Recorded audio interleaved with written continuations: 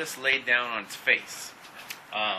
You'll see that basically it is a standard studio flat framing with some luan and some 1x2 on the back side. But the first thing we're going to do is get these two walls screwed together. I like to use a little block to just kind of get it on the top, get it flush. I use plywood because it tends to not split as easy as a 1x2.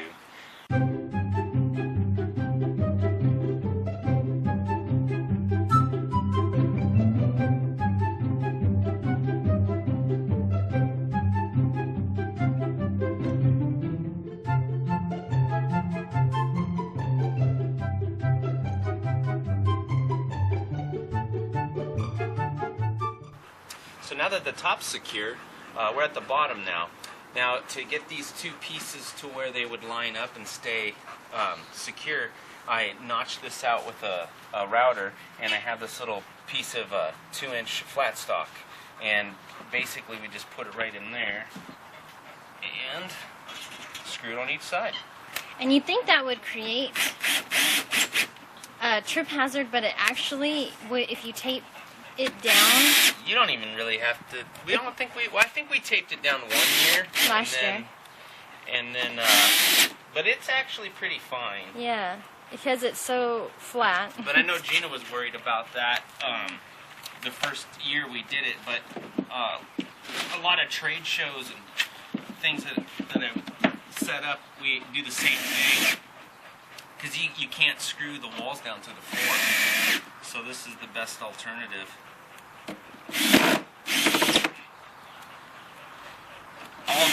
I use flathead screws and then countersink the holes in the metal so it'll sit flush. Let's get this thing stood up.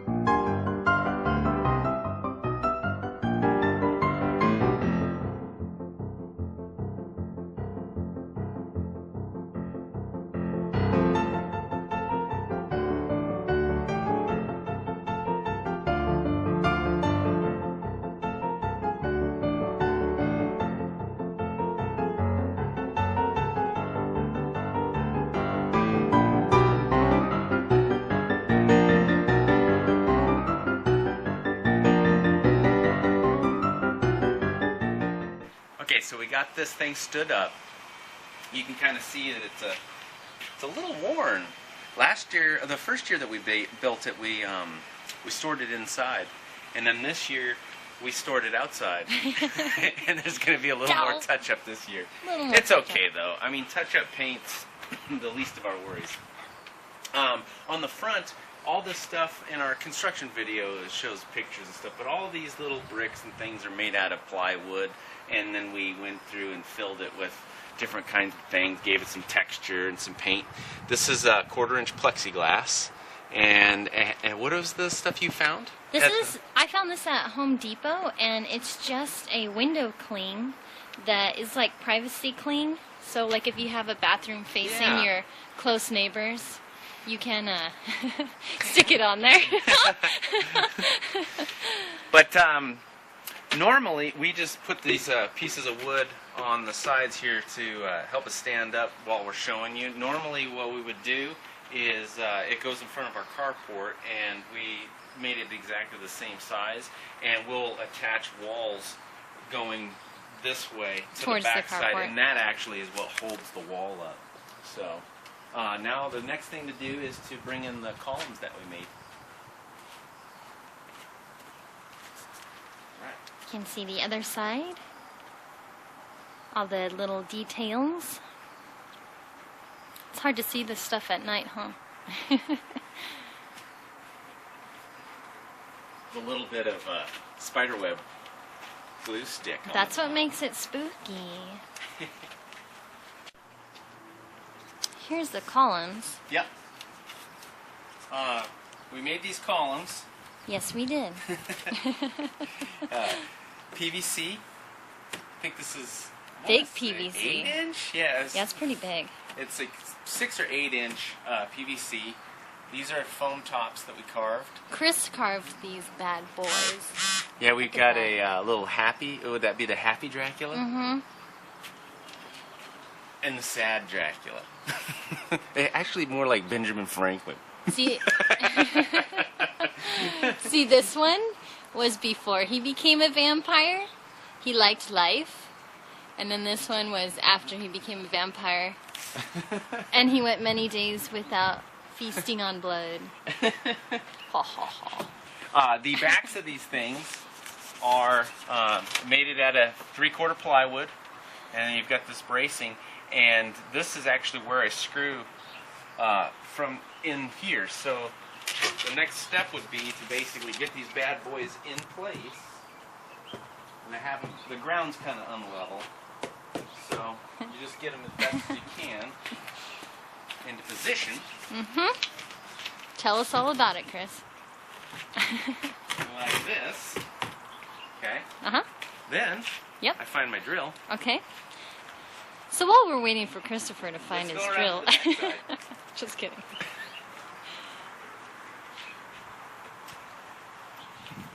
So you can see where I put my screws in from the past.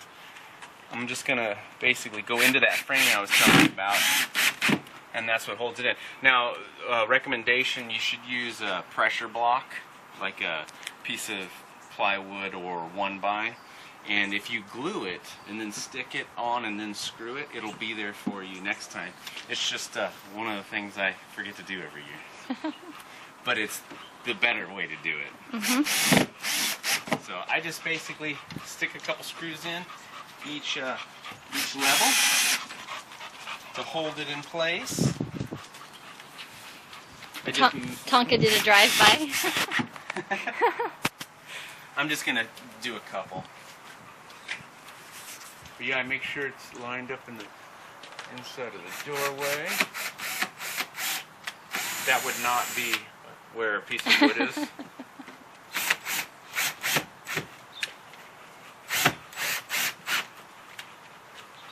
Christopher has a video, don't you, on the making of these? Yeah. I mean, look at that detail he carved in there. Yeah, we got tagged for the song that I put with it, so I had to put that ooh la la song to it. Ooh la la. Say ooh. Doop a doop a doop. Cool. So that is that part. Now, the next part is the arch. The arch. Oh, the skull arch. Yes. That thing is freaking heavy. I'm going to have to help you. Okay. So here's the top. It is a really thick piece of foam pieces all glued together. We had some leftover Cove trim and molding, yes, and we have that. these are just basically pieces of I think either MDF or Luan that we made for the shingles. We wanted it so realistic we put some bird poop on the top. Yes. Um, Very realistic. I can see the brush strokes. The back side is 3/4 inch plywood, which is nice because it's basically just like the columns. I just screw through the facade walls into this, and that's what holds this in place. Now, these little blocks here to hold the skull sign. But if you go in front, I wanted to talk about this. The hard coating. Now we use several things for hard coating on our foam. We have like a styro safe hard coating we normally use, but I wanted to go with something thicker and stuff, so we went with a shell shock made by Smooth On. And the recommendations is to do like 3 coats and make sure it's like 3/8 thick. I only went with 1/8 and so we were trying to save money and time.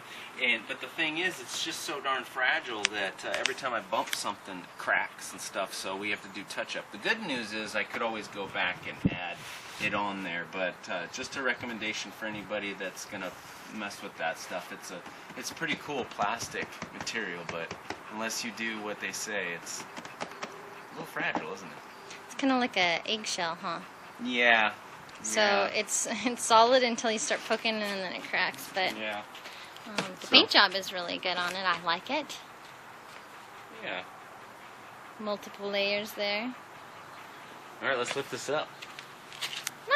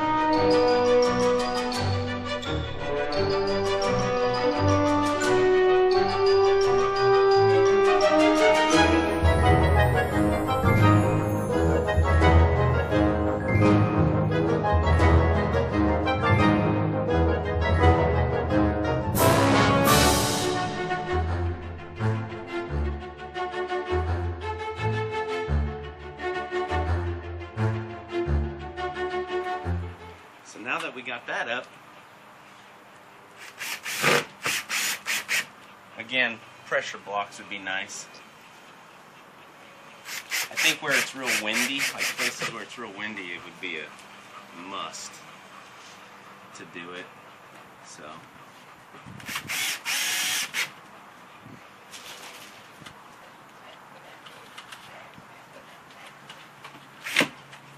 Fascinating.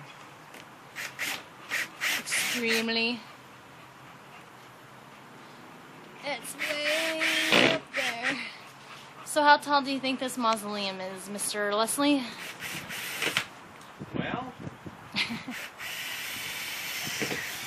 I would have to say this wall's like 6 foot 8 inches. Okay. So maybe. It's pretty precise. Yeah.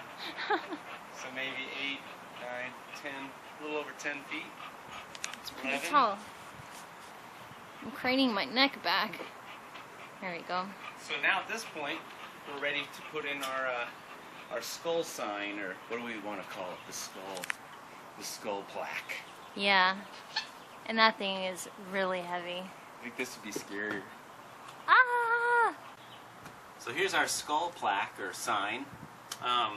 When we made this, it was right after we had built our mold, and I had lots of plaster, so we made all the skulls out of plaster. Now, the only downfall to that is this thing's really heavy. So if anybody ever makes something like this, foam is definitely the way to go, or plastic for that matter. I mean, it's not so bad that it's impossible, but when you're lifting it over your head, it is. Yeah, it sucks. And basically, just to make sure, because I was worried about the skulls falling, they actually are bolted through this plywood, so they're not coming off. I mean, even though there is a piece of tile board or hardy board under there and everything's mortared to it, we just wanted to make sure that we didn't have any problems.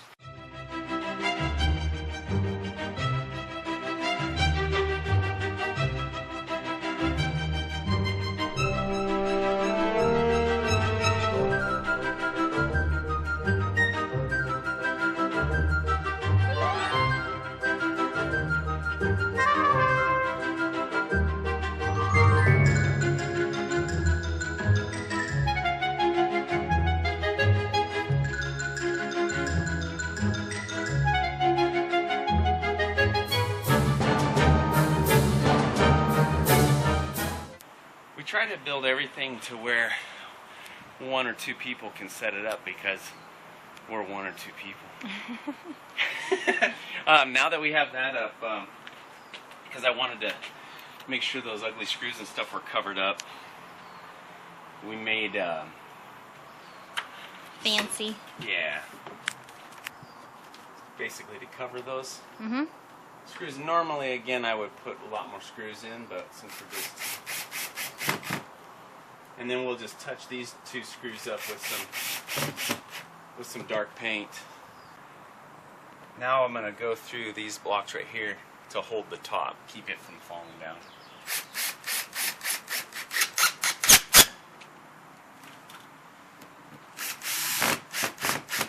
Yeah. So we'll pull one of these light boxes off that we made so we can show you guys what we did.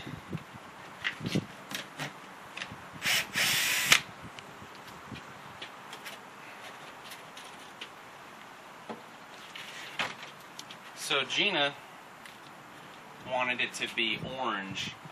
The vinyl thing that she bought is just clear. It doesn't actually have a color other than the grain and the branches, right? So to create the orange light, all we had was white LEDs, and we just kept putting layers and layers and layers of orange gel, lighting gels, until we got the right color. I'm thinking There's looks like like several. 3 or 4 layers. And we even have a little strip stuck over the lights, but basically we use that. Because it was too bright. Yeah. You don't want your... Yeah, that's right. That's what the problem was. It was Halloween. like super, super bright. Yeah, your Halloween mausoleum shouldn't have a bright white light. Oh! We But, have to make it spookier. We basically, I have a long enough cord attached to the transformer, and I usually run it across the top with some little cable strain reliefs, and have both of them go down to one side with a power strip, and then that way when we hook it to the rest of the yard lights, so that every night when we turn them off and on, and it's funny because this was always the light that we forgot. Like every night, turn on. Yeah, every night we would always forget to turn the mausoleum window lights on. So this is pretty much it. This is the very first facade that we made. It was a lot of fun, very rewarding. We definitely want to keep making facades because that seems to be what just a lot of like the people in our neighborhood really like. The only other thing that we did was we draped some material down. I just basically screwed a piece of wood to hold it to the back side, and then Gina cut little strips and ripped it, and that was our opening. And then I took little LED lights and stuck them in numerous different places, like on this lip and up above and just anywhere, and to kind of add some red. I think we went with red lighting. Mm-hmm. And yeah. Anything else? That's it. Thank you guys so much for watching. Thanks for watching. We hope that helped.